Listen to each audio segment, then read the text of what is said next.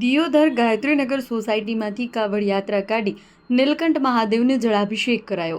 આ કાવડ યાત્રાનો મુખ્ય હેતુ સનાતન ધર્મનું જતન કરવું, લોકોમાં ધર્મ પ્રત્યે જાગૃતિ ફેલાવી, શ્રદ્ધા, ભક્તિ, પ્રાર્થના અને પુણ્ય સ્વરૂપના ફળ સ્વરૂપ દેવાધિદેવ મહાદેવના ગુણગાન ગાવાનો અવસર પ્રાપ્ત થયો હોય છે।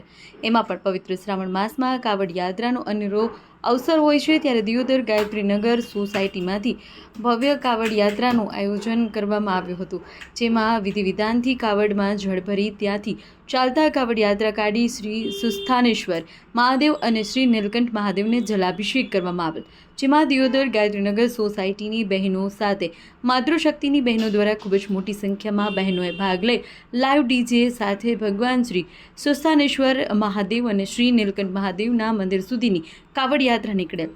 કાર્યક્રમથી સમગ્ર જગત અને વિશ્વના કલ્યાણની કામના કરવામાં આવી અને પરમાત્મા પ્રત્યે અનેરો ભાવ જાગૃત કરવામાં આવ્યો। આ પ્રસંગે પ્રસાદનું પણ આયોજન કરવામાં આવ્યું, જેમાં મોટી સંખ્યામાં ભક્તોએ લાભ લીધો હતો। દિયોદર ખાતે ભવ્ય કાવડ યાત્રા કાઢી હતી। તો ભવ્ય કાવડ યાત્રા પ્રારંભ ગાયત્રીનગર સોસાયટીથી થઈ હતી। ત્યાંથી નીકળી ધામધૂમથી અને બાબાના નારા બોલાવતા બોલાવતા અમે સુસ્થાનેશ્વર મહાદેવે ગયા। ત્યાં બાબાને કાવડ ચડાવી અને બાબાના આશીર્વાદ લીધા અને વિશ્વના સ્વાસ્થ્ય માટે અમે પ્રાર્થના કરી અને ત્યાંથી પછી સુસ્થાનેશ્વર મહાદેવથી કાવડ ભરીને અમે નીલકંઠ મહાદેવે આવ્યા। ત્યાં નીલકંઠ મહાદેવે અમે કાવડ ચડાવી અને ત્યાં અમે નીલકંઠ મહાદેવના આશીર્વાદ લીધા અને સમગ્ર વિશ્વ માટે અમે મંગલ કામના કરી।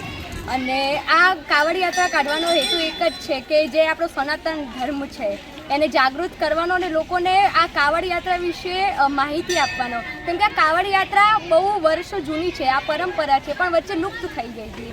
તો આ કાવડ યાત્રા કાઢીને લોકોને એ જ સંદેશ આપવાનો છે કે આ બી એક આપણી પરંપરા છે અને એને આપણે જાળવી રાખીએ। અને અમે ગયા વર્ષે બી કાવડ યાત્રા કાઢી હતી અને આ વખતે બી કાવડ યાત્રા કાઢી હતી। તો ધર્મપ્રેમી જનતા, શિવ ભક્તો અને માતૃશક્તિની બહેનો છે એ બી અમારા સાથે જોડાઈ હતી અને એવી હું આશા રાખું છું કે આગલા વર્ષે અમે કાવડ યાત્રા કાઢીએ તો હજી વધારે લોકો જોડાય।